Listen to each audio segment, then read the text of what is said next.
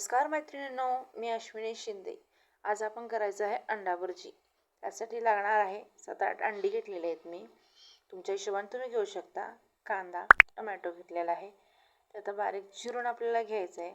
अंडा भुर्जी काय अवघड तर नाहीच आहे, पण मुलींसाठी शिकण्यासाठी मी आज अंडी करत होते, म्हणून म्हटलं तुमच्याशी व्हिडिओ शेअर करूया.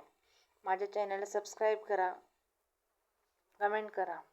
चला आपण आता शिकायचं आहे अंडा भुर्जी.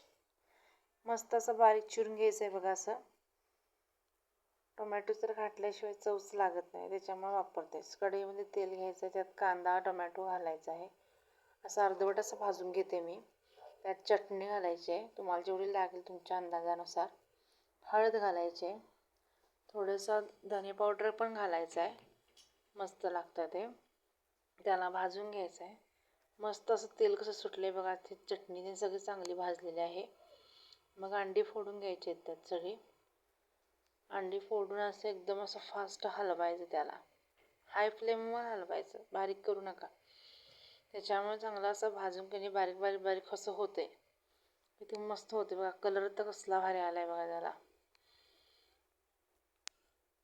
हे बघा आपली अंडा भुर्जी किती छान वाटते बघा. हे असं फास्ट असं हलवायचं आहे आपल्याला. मुलंसुद्धा आवडीनं खातात आणि कांदा भरपूर जेवढा वापरेल तेवढं छान लागतंय ते. हे असं हलवून घ्यायचं. हलवून झाली की आपली तयार झाली भुर्जी. कशी वाटली नक्की कमेंट करून सांगा. बाय.